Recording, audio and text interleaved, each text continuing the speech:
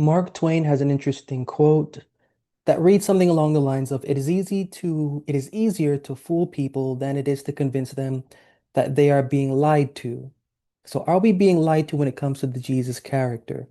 This presentation entitled Who Was the Real Jesus? We are going to be introducing Gnosticism to Christian theory and Christian theory to Gnostic theory. In the days of Paul, we can know that he was battling another philosophy. To the Galatians, to the Corinthians, he doubted that there was another valuable or worthwhile gospel to pay attention to, and hinted that there was another Jesus, another doctrine, another gospel that was being preached. Going into First Timothy chapter 6, we read that there is a caution that the Paul character is giving to opposition of science falsely so called, that science translates to mean gnosis.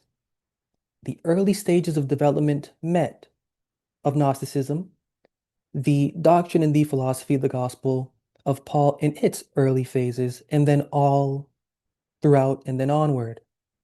In this presentation, we're going to look at the two Jesuses of Paul's day, the one of Gnosticism, and then the one that had been formulating from within his own thought that the New Testament then carried on into its own thought apart from Paul's. Who are these two? How do they relate to one another? Do they relate to one another? In this picture here, I have the Gnostic Jesus right there with his hand raised, and then the Jesus that we're used to holding a book of swords. Which one is the real one? Going to answer this question. Now, to introduce this subject, dealing with Gnosticism in this presentation, we're going to look at not all of the philosophy, but the major components that then contrast to the New Testament, because the New Testament Jesus is different from the Gnostic Jesus. The Gnostic Jesus different from the New Testament Jesus, and that difference based on ideology, which stems from the outlook of the physical material world. Now, the Gnostic texts have a dislike for the natural material world. This allows their Jesus or their Christ to be born or to be conceived or to appear from what is called the Pleroma. The Pleroma, you could think of that as the place in Plato's philosophy of the forms, of the all good, where all good in all forms should be and should take place and should manifest to the one that is there and observing. This is the place of wisdom. Contrast that to the New Testament Jesus, who is depicted as incarnate, Son of God, whose flesh and whose body redeems from humanity, embodying a bit of a sacrificial love in that. So salvation is different in the Gnostic realm to the New Testament realm, and that's all based off of how the material world is seen. The New Testament does not view the material world as that bad at all. It's really good. That's why it needs to be taken care of by a demigod and the demigod's father. The Gnostics, the natural world, the physical world, this reality, Earth's realm, is really just a matrix of deceit that one has to get out of, and one can only get out of by mind. And only getting out of it by mind can you then, when you pass out of this physical form and beyond this material world, enter into the place of the pleroma to continue.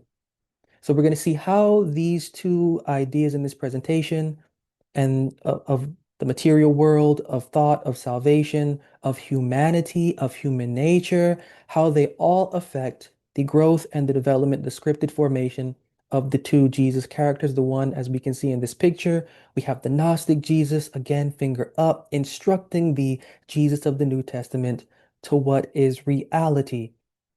But what is actually reality? We're going to see in this presentation. Now, the Gnostic Jesus is transcendent from the Pleroma, described as docetic, which means that he only appears to have a body. Doesn't really have one, just appears to have one. The Jesus in the Gnostic text laugh at his own crucifixion or laugh at crucifixion in general. The second treatise of the Great Seth highlights this view of the laughing at the crucifixion. This challenges the scripted historical reality of Jesus's suffering and death in the New Testament, of which, when you get into, we have the incarnate Son of God physically suffering and dying to save humanity. This is emphasized in the statement, the Son of Man has come to seek and to save that which is lost in the book of Luke, highlighting again the scripted historical reality of Jesus's suffering and death. So we have two very, very different views. And the Paul character, I just want to say, did not necessarily call his Christ a son of man. So that's not, you won't find that in the Paul philosophy. Once you get out of the Paul philosophy and then into the New Testament texts, which were written after the Paul philosophy, other new philosophies take place and new things are bred. But the New Testament Jesus and the Gnostic Jesus, these are two different individuals. While we have one as Son of God incarnate, Son of Man for humanity, we have one that is not necessarily anything incarnate, but a being of mass understanding to illuminate for the purpose of relieving. Different illuminating factors for both, different meanings or definitions for what is to be illuminated. Now, in the Gnostic text, Jesus is a revealer of secrets. He's an entirely, or made to believe entirely, an entity that is spiritual rather than physical. His material body is an illusion, which isn't really weird to think about because if you look at us, our physical body is actually an illusion. There is inside of us something that does not look like us on the outside, which also has a character, which also has a personality, which also has thoughts and feelings, which also has impulses and desires that are apart from this physical framework that we are lugging around. So this philosophy is really not that difficult to conceptualize. In the second treatise of the Great Seth, we find a unique perspective of Jesus' crucifixion. It claims that Jesus did not truly suffer or die on the cross. Instead, another was crucified in his place. And in that scene or in that aspect, Jesus laughed at the persecutors and their ignorance for what they were doing. Now, the Gnostics believe that the material body is an illusion, not a true representation of divinity. It aligns with the idea that Jesus, as divine being, could not be confined to physical form. This goes along with the Gnostics' philosophy of how they view the physical material world. You don't want to have a Jesus character that is going to be bogged down by the natural physical world because there's nothing good here. And again, this is another concept that's not that difficult to get when you look around outside, how it looks. There's nothing good here. Absolutely nothing positive here. Positivity has to be created. Negativity is the general framework of this landscape. So to have a Christ contrary to this is actually, to the Gnostic point of view, quite blasphemous to everything that represents personal, human, and spiritual formation, growth, and development. So in Gnostic thought, Jesus is seen as a divine being originating from the Pleroma, which is the ultimate reality for fullness of understanding, far wide out and removed from the material world. And this is important because the illusion of a suffering, dying, and rising deity demigod is absolutely irrelevant when you just take a look outside and when you just take a look inside you. So this is what the Gnostics were about. They made sense of the physical world and they made sense of the world within.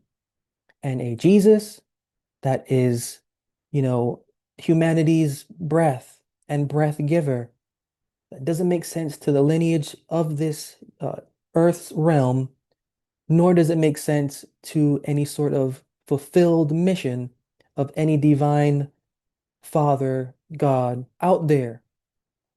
Earth's history kills that record. But what makes sense, that flows along with nature, both natural and spiritual, is the individual growth and development of being within to the point of an escape from what is without. Now you go to the New Testament, things are different. Jesus is both fully human and fully divine. Born of a virgin, emphasizing his divine origin, his physical crucifixion highlights his humanity and sacrificial role. His death is presented as an act to redeem humanity from sin. And in the 1 Corinthians 15:3, we have some highlights that just point this out, although all throughout, but we have an individual that has given up himself for the sake of others so that others could join him in the potential divine royalty that he has, which allows the scene or the concept of the resurrection of Jesus to be necessary to this belief, as it then holds victory over death and the promise of what is to come after, because it already has been handled for you by an individual. You just have to believe on that, jump into that, and get on that train and bandwagon, and you'll be set. Different belief systems here when you get now into the New Testament from the Gnostic, because there is a bridge here, and the bridge between humanity, or I should say, the bridge between God or the God the Father and humanity is the New Testament Jesus character. You go to the Gnostic text, the only bridge between the unknowable God the Father, their God, and humanity is one's individual mental and spiritual journey. So while in the New Testament, you need to rely on something without even possibly generally experiencing it intellectually, personally, only maybe you just need your emotions, that's enough.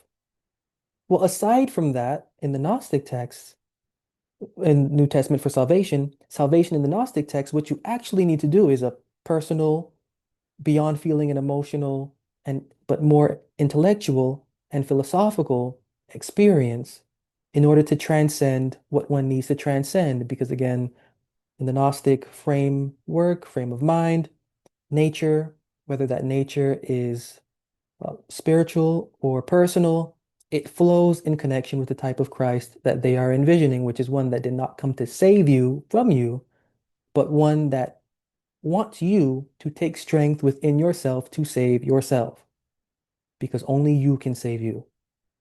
New Testament comes along, you know what? I'm just going to do it for you because you're too incompetent to do it yourself. I've given you time after time trial. Here is the witness of my former people. Now I'm going to make you my new people. I'm just going to do it for you. All you have to do is just give me your faith. Give it to me. Join me in this camp. Sing the tunes. Do what you have to do. Give me what I need from you, and you'll be fine. So these are two different opinions, two different camps, two different stances, one that is more dealing with reality and one that is not actually based in reality, generally or conceptually, which leads to a theological divide. Gnosticism presents a dualistic view of the cosmos. It introduces the concept of the transcendent monad, the supreme unknowable God. The material world is created by a flawed demiurge named Yaldabaoth. This perspective is detailed in the secret book of John. It emphasizes a separation between the spiritual and material realms. Now, the New Testament, it's monotheistic or supposed to be monotheistic, with a God, one God sustaining as creator and creating for the purpose of sustaining what was created, and therefore and for their title of creator. Now, Jesus is identified as the divine logos, which is central to creation. In the Gospel of John 1, 1 through 3, we get this notion. This view integrates divinity and creation into one unified framework, contrasting with the dualistic cosmology and Gnosticism. We're just going to spend some time on this. Now, the monad and demiurge in Gnostic cosmology, again, we have the Gnostic Jesus with his finger raised, educating or schooling the Jesus of the New Testament on reality. Is it actually reality? The monad is described as a monarchy with nothing above it. The monad, monarchy with nothing above it, the invisible, incorruptible God.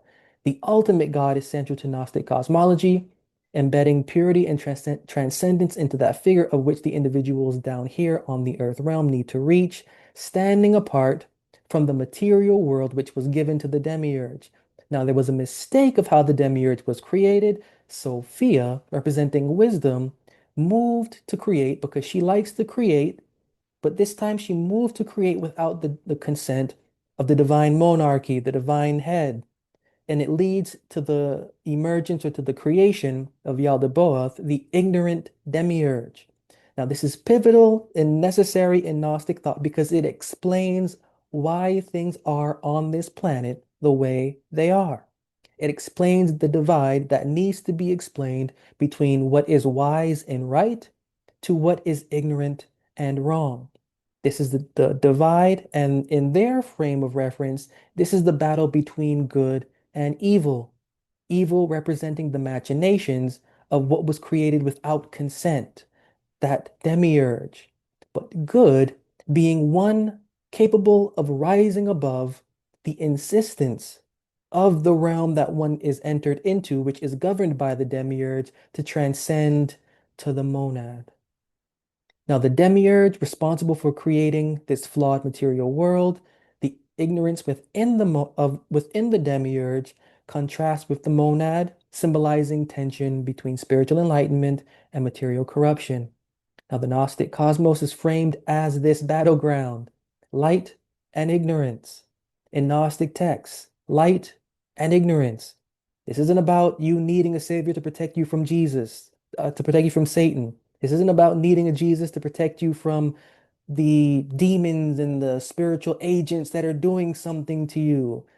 This is more about separating minds from minds, separating those that are willing to go through what is within themselves to understand the deception that they are conceived within, to reach into a transcendent state of being, so that by the time they leave this physical material world, they can continue in a state of enlightened or heightened consciousness, or as opposed to the New Testament, where it is a battle between the good and the evil, where now all of your energy is spent in getting away from an evil imaginary foe so that you can put your reliance on an imaginary stance, but one that is made to not necessarily be imaginary so long as it is within your feeling, no intellect or gravity of that necessary for the pursuit of such a stance in one's belief. Two, again, different stances, because when you get into the New Testament, it's emphasizing that God alone is the creator and everything is good. Everything here is good. One singularity. People, the things here, and the creator. Everything is good. Nothing here is bad. All things were made by the creator, for the creator. And without the creator, nothing should stand. And his son being the one guiding that at his hand, his right hand. So this is again written to affirm the kind of stance that one should take, the kind of mindset that one should have concerning creation and concerning themselves, as there should be a oneness, a collectivity of being, really different from the Gnostic perspective. And again, we have the Gnostic Jesus here whose hand is raised, but this time the Jesus of the New Testament looks like he's given something back to him. Now, salvation, on the topic of salvation, he would give something back to him in the form of an idea in Gnosticism. It is achieved through understanding, and not necessarily understanding. Understanding that is given only to few. Not everyone will be able to get the understanding to transcend this material world and then enter into the pleroma, into the world where wisdom is filled and where one can continue into that filled wisdom. Reason being is because not many are going to get over or want to get over or care to get over the deception that is imposed on them through this physical world. And especially as we will see, the Gnostics do not like religion in a sense, the force that is imposed on individuals by religion. If you are not able to get over religion, which is the number one enemy to what is within, keeping this to the Gnostic perspective, which is again very realistic, then you are not going to be able to transcend the material world. What is within you is not going to be able to move to where it needs to move so that it can be with the one that's was sent or is sent to enlighten it.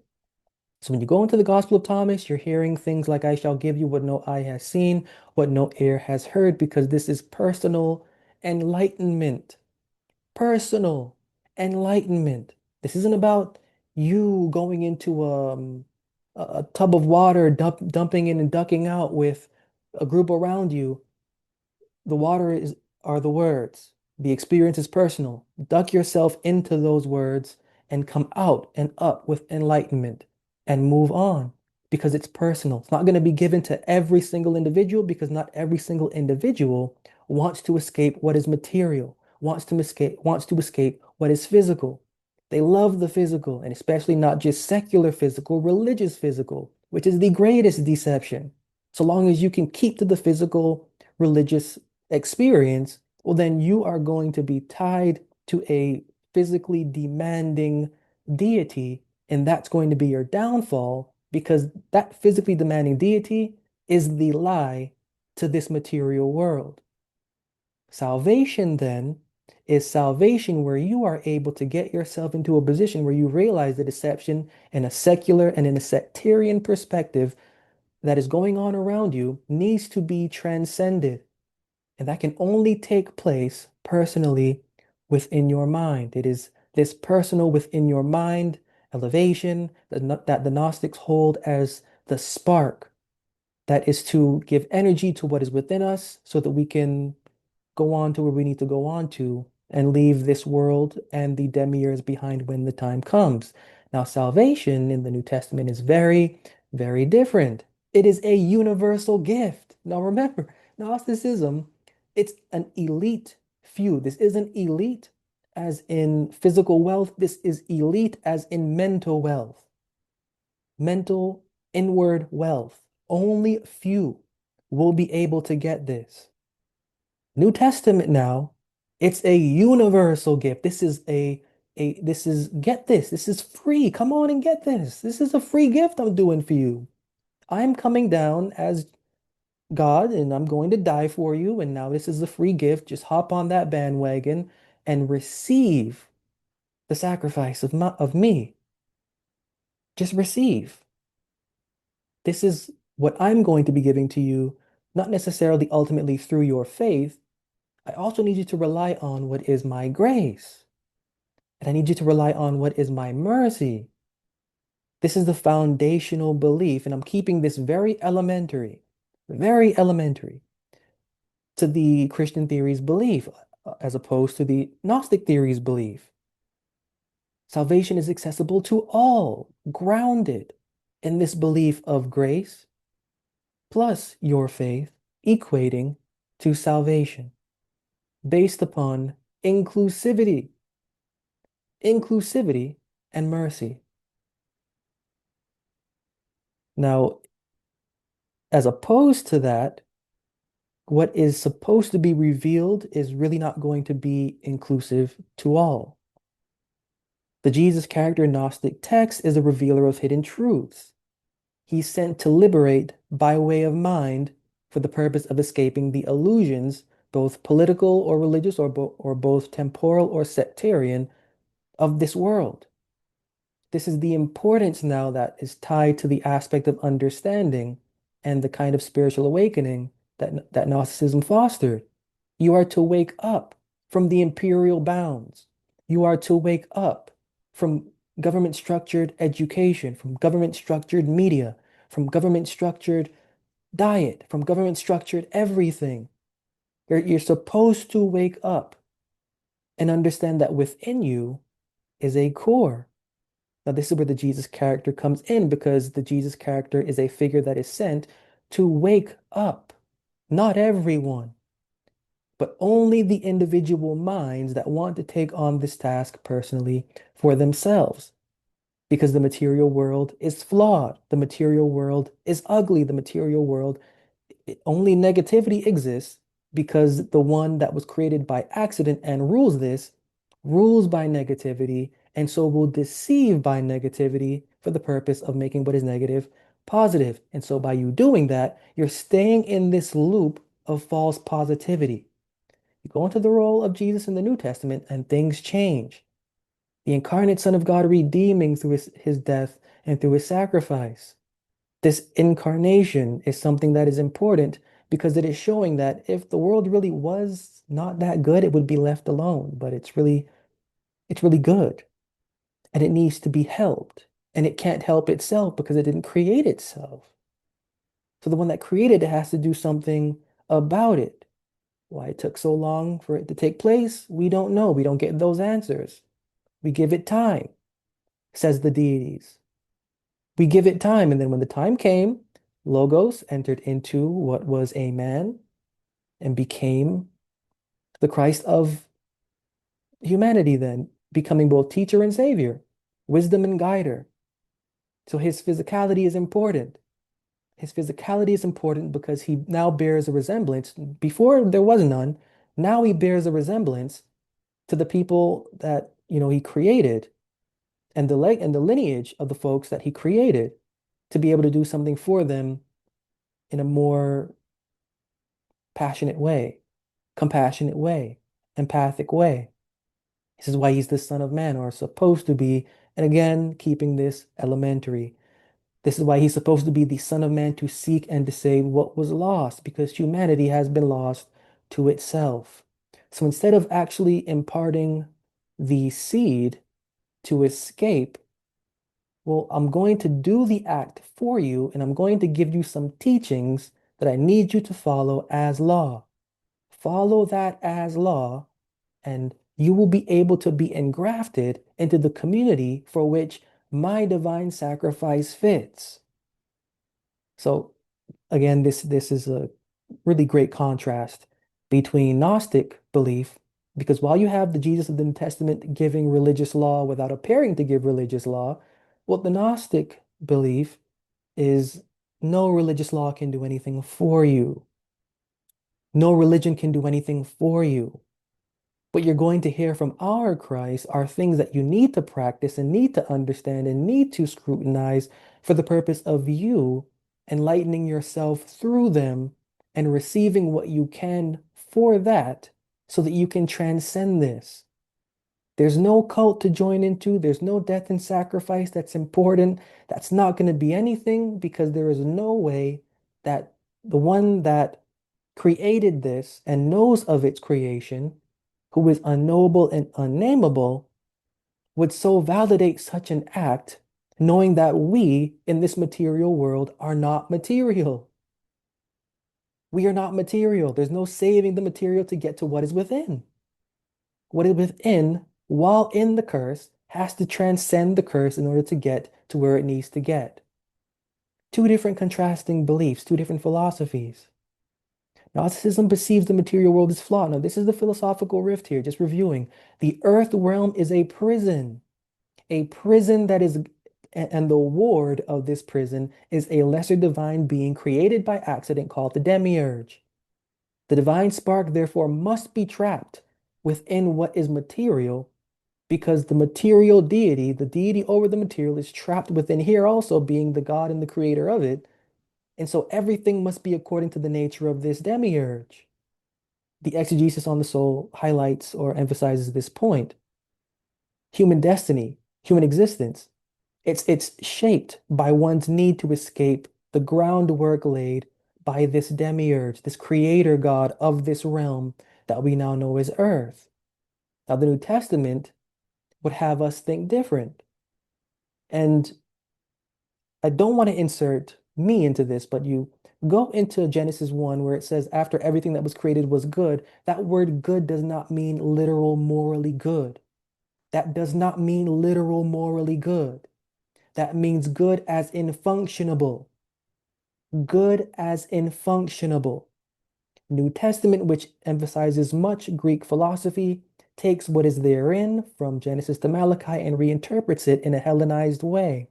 And so you get into the New Testament and you have Hellenized thought trying to do its best to mix with Hebrew philosophical thought. And what we get is a belief, a religion, a practice, a discipline that is ultimately physical to begin with and to end with. So the New Testament will hold that what we see out here is inherently good, all of it. Creation is then redeemable through its Christ. All things visible, invisible were created by him, Colossians 1:16. And this belief is what drives the Christian theoretical teaching on human existence and destiny. Now, these two philosophies and the rift between them are important, because if the material world is not that good, human existence and destiny is going to be very different than one that views creation and everything here being good, it's going to be very different. And the way that what is called quote unquote salvation is handled, they're going to be handled differently. If the material world is naturally not good, well, then you're going to need to point to a salvation that occurs within. If the material world is inherently good, well, then you're going to need to point to a salvation that occurs without. One is teaching what goes on within for the elevation of what is within. The other is more flesh-based and is concerned with what is without to get to what is within. Imagine that. Imagine you trying to fix yourself into a diet or into a practice that you need to because it's for your benefit and for your health. And what you're doing is you're keeping strict watch on your physical body. You're keeping strict watch on your physical body for the purpose of that strict watch on your physical body, causing a sort of spark to go on within you to check yourself on mindset. That's the New Testament portion of this. The perceived salvation from quote unquote sin, which is ultimately philosophically genetic to this human frame. We cannot depart from it. It is genetic to this human frame. You cannot depart from it. What I'm going to do is I'm going to come down into human form. And by me coming down into human form and absorbing that form to conquer it, then I'm going to establish a movement, a spiritual heavenly movement, where I'm going to leave and go upwards into where now you can just focus on that. Now imagine how that would play out in reality, and it really doesn't. It doesn't mix with what we are, who we are, and what we're doing here. The Gnostic side of that is salvation is going to occur within. Our Christ has given you a bit of a philosophy, a bit of a vague philosophy that you need to make sense of. The more you internalize that and make sense of it and think about it, well, the more that something is going to spark within you, so that then you're going to be able to get a sort of philosophical sense of who you are and your surroundings and of where you are and of where you are supposed to be and supposed to go. I'm going to give you, says the Gnostic text, a Christ that is going to cause you to think critically about who you are, where you come from, where you envision going, so that then you will be able to handle who you are in the time now. And when it comes time to depart this physical realm and body, to continue that work. I'm going to work on what is within you so that by the time what is within you is ready to leave, it will not be stopped. You will not die with the physical. You will not die with the physical. You will transcend it when it's time to leave. Two different philosophies here.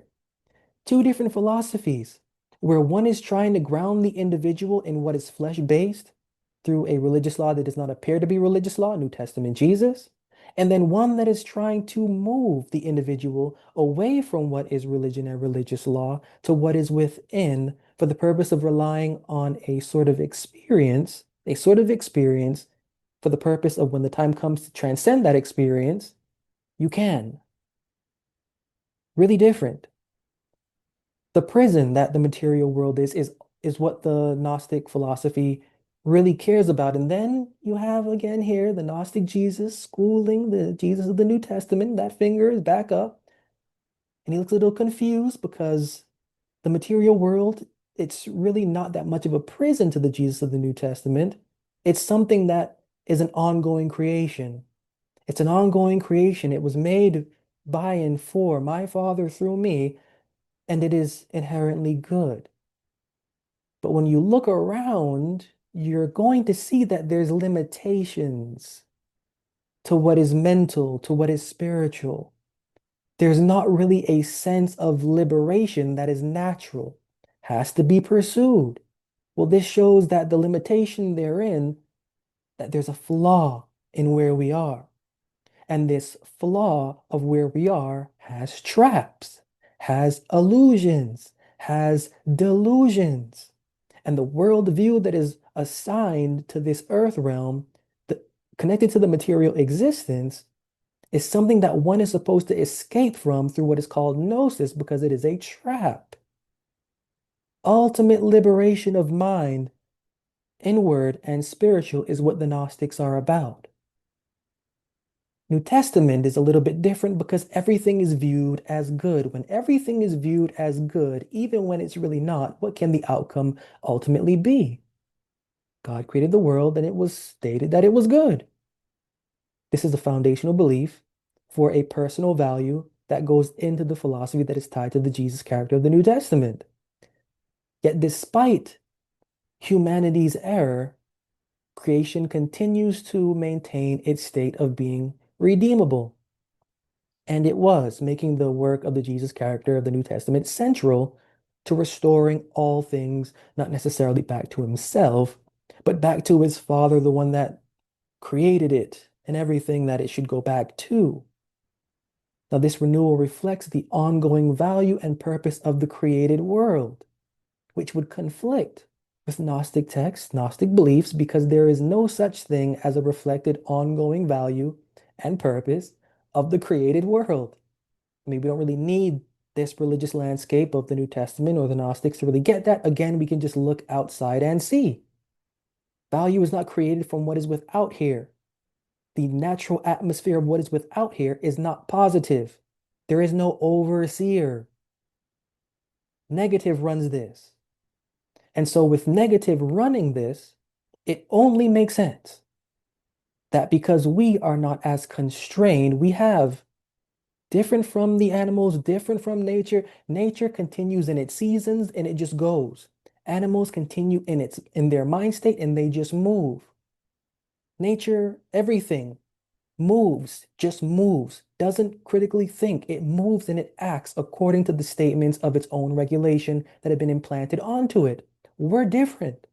For some reason, we have a level of consciousness in this living experience to where we can understand the pain of what it means to not simply not move, to move and then not move, or to move and then to be halted, or to be halted and then paralyzed in our thoughts, feelings, actions, and behaviors.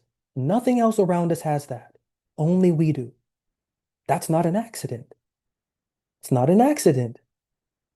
Now, understanding this, it then behooves the critically thinking individual to understand that with this going on, there is more to what we are. If we are conscious to things that nature itself is not concerning a living experience, supposed to be held down to what is routine, to what is ritual, because everything in nature is held down to routine and ritual. We are not. We function on a different thing. We move by a different energy. We have a different field of view that is connected to us intrinsically from the moment that we are conceived here. So to have these two philosophies now, the New Testament as the creation is good, Gnostic philosophy as the material world is not good, the outcome of these two beliefs, they're going to be very different. And the way that the salvation terms and the redemption terms and the resurrection terms, they're going to be valued in a sense, depending on which landscape we're in, that sort of departs or emphasizes what reality is. And when you get to reality, you get to human nature, which is classified in the Gnostic text under three things. Human nature is categorized under three things: pneumatic, psychic, helic. The psychic in the pneumatic individual, this is the individual that's capable of receiving gnosis and the intended salvation, of escaping what is flesh-based, whether it is personal or environmental within the material world, into the first mental realm where they need to be for the purpose of being able to go into the realm beyond this mental state. Pneumatic, born for this. You are the elite few. The psychic lacks access to spiritual enlightenment. They don't have it. They've got the potential. They feel, they think, they're there, but there is something that is stopping them from thinking, from feeling, and from being beyond there to get them into a place where their understanding is able to regulate their being. The Helic lack all access to spiritual enlightenment at all. They can't, they're too tied and they're too grounded to the material world. And if we're in the Gnostic realm, this is also not necessarily physical material world, this is religious material world. They are too tied to the religious material world to understand the deception that it is, because it is tied to a deity that created it, which is a flawed deity created by accident that's governing this. And so being a deity created by accident, it wants to cause what it is governing to move also by confusion and by accident also. So this is how the Gnostics classify humanity: pneumatic, psychic, helic. One has the ability, one is the elite. The next can be the elite, but they're a little bit confused about which way to go. The last, lesser minds, too flesh-based, too grounded in what is material, too grounded in what is religious tradition, too grounded in what is keeping them politically and religiously tied to their material world and being ruled, therefore being ruled by the material deity itself. So you have the Gnostics, through this categorization of humanity, what they're actually doing is they're teaching attainment through detachment. Attainment through detachment. If you are able to detach from what is physical, you are able to attain what will save mental, because we are ultimately not physical. We are ultimately mental. We are ultimately mind. We are ultimately the character that is within this vehicle that we are carrying and lugging around. That's the categorization, simplicity of it, but for the purpose of highlighting the inequality, not necessarily between humans, but between minds. This is a key thing within their belief. When you get to the New Testament, things are different. Everyone is one. We have this philosophy that you are all one in Christ Jesus. Unity, inclusivity. This is it. This is what we are, especially when you have Genesis to Malachi highlighting that unity and inclusivity are not anything that the deity of those folks lived by as a principle. Did not live by unity or inclusivity. Deuteronomy, we're told, of this deity I kill and I make alive, who will spare out of my hand. There's no such thing as unity or inclusivity in that realm from Genesis to Malachi or in the Gnostic text of their framework concerning this material world. That's not how life works. But when you go into the New Testament, things are different because the philosophy is that everything is good. And when everything is good, inclusivity is good. Now, I'm not saying that inclusivity is not good. We're attacking this not from a political sense. We're attacking this from the kind of sense that this is, which is religious, which is doctrinal, which is philosophical. And when you have a belief that is religious, that is all inclusive, universal free gift, that draws a lot of suspicion. Because when you look outside and when you look in yourself, things do not work that way. That's why when you go to the Gnostic text, they like to emphasize the hidden for, not necessarily hidden, but the unseen for the purpose of being seen for magnifying what is within. Whoever drinks from my mouth will become like me. That's different, right? Because it's not about becoming like me, even though it is. The kingdom of God is within you, says in the book of Luke. There is what is for flesh. There is what is for spirit. In the book of in the book of John. In the Gospel of Thomas, in the Gnostics frame world, whoever drinks from my mouth will become like me. This is a service, not for the purpose of engrafting you into a community through my sacrifice, death, and rising. Well, this is a service that I'm giving to you, and I can't do anything for you. Only you can help you. All I can do for you is to give you what is coming from my mouth. Have your cup out so that it can be filled up with what's going to come out of my mouth so that you can drink it. There's the action, and this action is the philosophy that's within the Proverbs. The philosophy that is within the Proverbs consistently, wisdom and knowledge will only come to you if you cry out for her. Knowledge and discretion will be what lead you. Wisdom and understanding, it is honey to the soul. This is Proverbs. So what the Gnostics here are doing, it is actually consistent with the philosophy in Proverbs, which is highlighting one's need for the purpose of understanding what's going on within the scriptures for enlightenment. Only difference in the Gnostic text is that their Christ is magnified. Sticking to the Gnostic text here, if you're able to understand what their Christ is saying, well, then you're going to be able to engraft not what's being said, how what is being said into you so that you can then transcend that within your own personal living experience. Whoever's going to drink from my mouth will be like me. This is expressing a transformative experience by becoming one with what one is reviewing. Completely different from the New Testament. Different path. Jesus is the accessible path. I am the way, I am the truth, I am the life.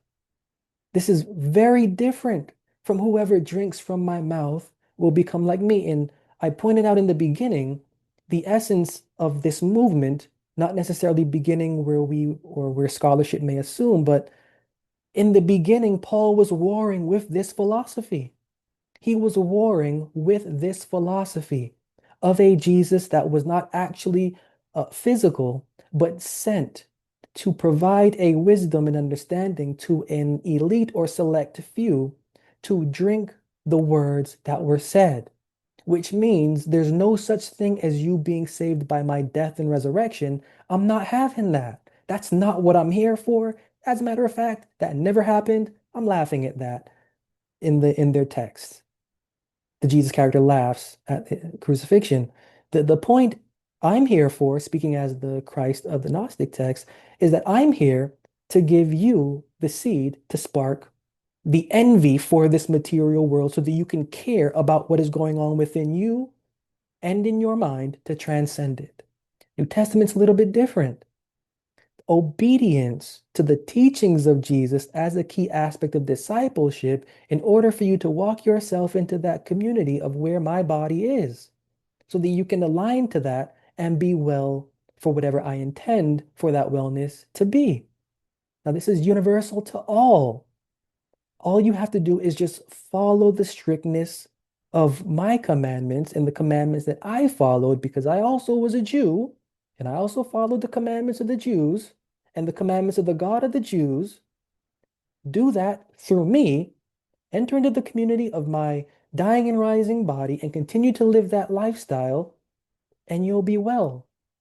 Again, these are two very different philosophies, which then leads into the rejection of such by the Gnostics.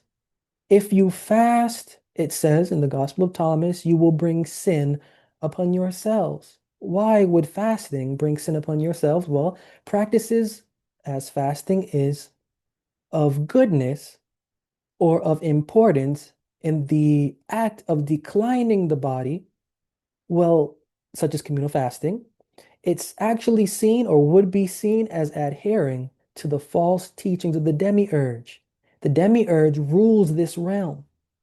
What better way to keep individuals enslaved to it than for it to give a doctrine of well-being against what it knows is inherently cursed, so that by doing that, the individual continually goes back to that over and over and over and over and over, serving that, inevitably serving it, which ultimately philosophically means that one is in service to what can never and will never, because it is not designed to, heal or uplift. This is harmful to the progress of spirituality, and the Gnostics have this right. This is very harmful, and so they challenged traditional norms and such, and the values that went along with religion by the things that they imposed due to their belief on the material world. Because if what is the material world is wrong, if we are conceived within the material world, we are naturally wrong, which is true. Now, if we are naturally wrong and we are doing things that assist the natural wrongness but are perceived to be as goodness, well, that's a lot of confusion because it's going to hinder our progress of searching what is within us because we are so focused on what is without us. That's deception. That's the illusion, that's the trap that the Christ of the Gnostics appeared for the purpose of getting the elite few out of. Go to the New Testament and things are different. Of course, charity is advertised, fasting is marketed. It is important in Matthew when you do your alms, don't let your left hand know what your right hand does. Just give, just do, just fast, just uplift. This teaching, Gnostics would see it as being a constriction on the growth and the development of one's personal spirituality because you are giving your energy to what is material, and what is material is false. It doesn't matter what you may think you're dedicating that to. You're dedicating that to material, and material is ruled by a material deity, and that material deity has deceived the material realm for consistent, continued, persevering service, worship, whether that be political or religious. You get into the New Testament now, you have ethical instructions for the believers therein to guide a life of service, to guide a life of communal aspect, one that is reserved for magnifying one's love and one's compassion. Because when you're doing these things, you're compassionate and you're showing the compassion of the Father that is guiding you to do this. But that's really not, it's really not how things work. These should be these shouldn't be teachings of such. Because when you have the ability to have a level of understanding for what is going on within you, you're then able to move in a way that is authentic and unique without needing to do something for the purpose of a service, for the purpose of what is communal. You're doing things because you have been enlightened to and understand the overall benefit that it will serve for, not for any other purpose. So closing up this presentation, just going to review some of these things here. The contradictions in the nature of God. Gnostic texts describe a transcendent, unknowable God called the monad, distinct from the creator of the physical world. The Demiurge, Yaldabaoth, portrayed as a lesser, ignorant being who emerged from a cosmic error. This framework separates ultimate God from flawed creator. Now, the secret book of John, it writes the monad is a monarchy with nothing above it, the invisible one who is above everything. This is very different, especially when you get into the New Testament, because there is a sense of hierarchy here within divine realms or categories, where the monad is the ultimate incorruptible, and where by accident, cosmic error, Demiurge was created and given to this earth realm, formed creator of this earth realm. In the New Testament, it's a little bit different. There is a singular monotheistic God who is both creator and sustainer of all things. There is really not enough support, there's not enough evidence within the New Testament to support how we perceive without force Trinitarian doctrine. So, New Testament only really advocates for one singular monotheistic God. There is no distinction between a higher God and a lesser creator. In that, there's a unified God for identity and for the sake of identity and purpose. You have a breakdown of Jesus as logos, through whom all things were made, being equal or not equal or unequal or equal to Father, God the Father. This portrayal, God is intimately involved in creation and human redemption. That's the point. In Gnostics, the Gnostic perspective, there's no such thing as a deity that is interfering in your salvation, in human affairs, in human redemption, in spiritual redemption. There's no God doing that in the Gnostic perspective. In the other sense, there is a deity that wants to do the opposite of being involved. They want to dethrone the efforts for higher elevation, higher levels of consciousness, higher levels of being. There is a deity that has that. That one monad seems to be apart from all of that. that the Demiurge is doing, and yet there is a Christ in the Gnostic text that is sent to enlighten individuals, select few, of the work of the Demiurge and the delusion and the illusion that the material world is and their political and religious schemes are. Very different philosophies. There's also contradictions in the material world and creation. Gnostic thought the material world is flawed, a prison, a corrupt creation resulting from a mistake in the divine realm. Sophia, acting without divine consent, gives rise to Yaldabaoth, the demiurge who ignorantly crafts the physical universe. The material world is thus seen as a prison for divine sparks, inherently evil or defective. Now, this is a quotation from the book of John, from the secret book of John.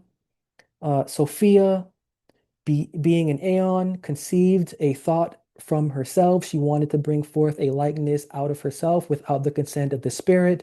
And because of the invincible power which is in her, her thought did not remain idle, and something came out of her which was imperfect. This imperfect thing that came out of her was called, or what they call the demiurge. That's the split there of how the material world acts. Now, the New Testament, God created the world and declared it good. Again, this is not in linguistic, cultural, philosophical context that the New Testament is placing here, but still, I'm keeping this on the surface. All is good, though it later fell to human sin. Creation is not the work of a lesser deity, but of God Himself, and despite its fallen state, it remains redeemable through His Christ's work. God saw everything that He had made, and behold, it was good. So it's good. For by Him were all things created, in heaven and in earth, visible and invisible. It is good. Gnostic Jesus views the material world as inherently flawed, an inherently flawed product of the demiurge, which sharply contrasts with the New Testament Jesus, who operates within a framework where creation is naturally and originally good and capable of redemption. Salvation also has its contradictions. Salvation in Gnosticism hinges on gnosis, secret esoteric knowledge that awakens the divine spark within individuals, enabling their return to the divine pleroma. This knowledge is often reserved for an enlightened few, emphasizing intellectual or spiritual insight over faith. Gospel of in the Gospel of Thomas, Jesus says, I give you what no eye has seen, what no ear has heard, what no hand has touched, what has never occurred to the human mind. There is wisdom. Wisdom points to salvation. Your salvation is not tied to a dying and rising deity. Your salvation is tied to your dying and rising mind.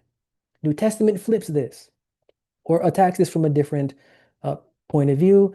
Salvation is taught as a universal gift, accessible only through faith in Jesus' death and crucifixion. Crucifixion, death, and resurrection, not contingent on secret knowledge at all. You don't have to really know anything. Just give me your belief and take my grace.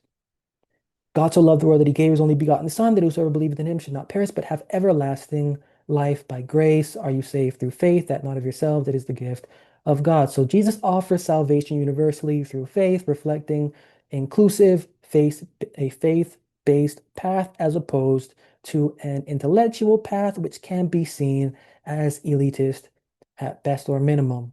So two different perspectives here. Now, in the role of Jesus, there's also contradictions that we have seen. Jesus is primarily in the Gnostic text, a revealer of hidden truths to impart the knowledge needed for liberation from the material world. In the New Testament, Jesus is the incarnate Son of God whose mission is to redeem humanity through His sacrificial death and bodily resurrection. Very, very different. His mission in the Gnostic text focuses on enlightenment rather than physical atonement. In the Gospel of Philip, we read Jesus came to crucify the world, and that's absolutely beautiful.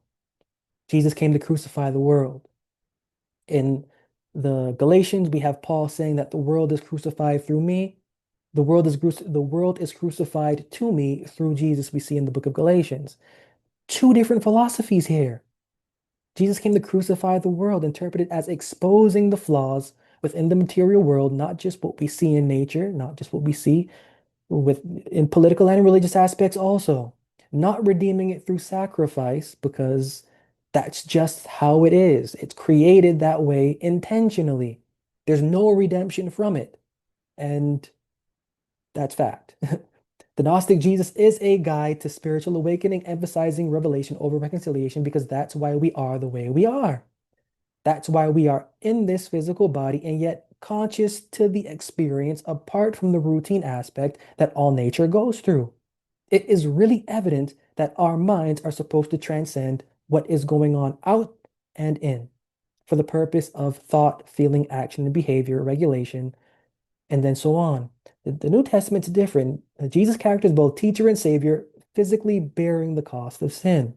The Son of Man has come to seek and to save that which was lost. The Son of Man came not to be ministered unto, to give his life a ransom for many. The New Testament then focuses on reconciliation, emphasizing salvation through sacrifice, which you really won't get in the Gnostic text, which isn't really about a universal gift. It's not about reconciling. It's actually about you needing to separate yourself, which is something consistent within the philosophy of the Psalms, separating yourself for the purpose of your thoughts, feelings, actions, and behaviors entering into a state of awareness for the betterment of your living experience. Now, in conclusion, Gnosticism presents a dualistic hierarchy of divine beings, contrasting sharply with the New Testament's monotheistic God. The Gnostic worldview sees the material world as inherently corrupt, created by a lesser deity. In contrast, the New Testament portrays creation as fundamentally good and redeemable through divine intervention. Thus, the diversion highlights a theological divide in the two, and it's all based upon, initially, the nature of quote unquote God. The contrasting views on creation, they shape the broader spiritual landscape and narratives of both of these ideologies. Gnosticism emphasizes salvation through esoteric knowledge accessible only to an elite few. The New Testament advocates for universal salvation through faith accessible to all believers.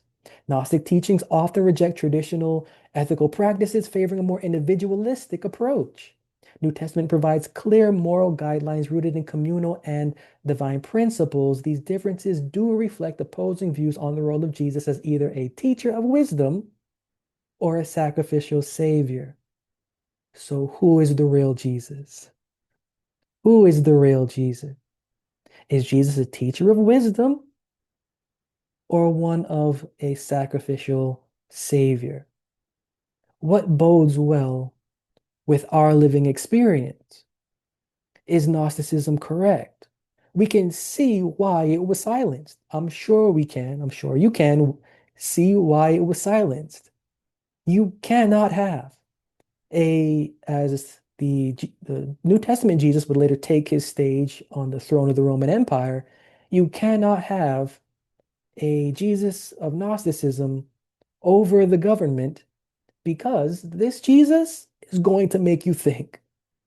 This Jesus is going to make you question everything. This Jesus is going to make you search for enlightenment, not simply enlightenment within the institutions, but within yourself that is going to help reform those institutions into something practically beneficial and benevolent. You cannot have a Jesus walking around that is not actually walking around, whose main influence is your mind. That's not going to go well for the political landscape of what this realm of earth actually is. Everything has to benefit the political landscape, even religion. It makes more sense to actually have a Jesus walking around that needs you to do something physical for it and to advertise a political attachment to it, connecting God to empire, connecting God to your body, connecting your body to God for the purpose of your soul being saved. That's interesting. When in reality, it is not this physical thing that any deity should want, because we are not this, and we know we are not this. What is within connects to such a deity because such a deity has no physicality themselves. So it should not be an approach through physicality, as through deeds, rituals, traditions, laws, rites, baptism, ceremonies, and so on and so forth. It should actually be through a principle of learning. So you can see why Gnosticism was scratched out of the history books. You can't have, and why the Jesus of Gnosticism was killed. You can't have such a Jesus existing because such a Jesus will actually take you away from him. This Jesus doesn't want any worship. This Jesus doesn't need your worship. This Jesus isn't about worship. This Jesus is about you and your human faculties aligning with your spiritual faculties to make this living experience what it is actually supposed to be. Contrast that with the New Testament. You have a a supposedly demigod figure walking around calling himself the Son of Man and being written of. Never once did he call himself the Son of God. The authors call himself the Son of God. He never calls himself this, but written of as being the Son of God, calling himself the Son of Man. And so after the machinations of such a figure taking on the form of a physical experience endorsed by government for a very blatant political agenda that is tied to such, which is service, to create serviceable individuals via delusion, via illusion, via mind state, and attaching that to their duty to a deity. So I find these two Jesuses, the Gnostic Jesus and the New Testament Jesus, to be very interesting. And I wanted to raise the question, and I want to raise it to you. Who is then the real Jesus?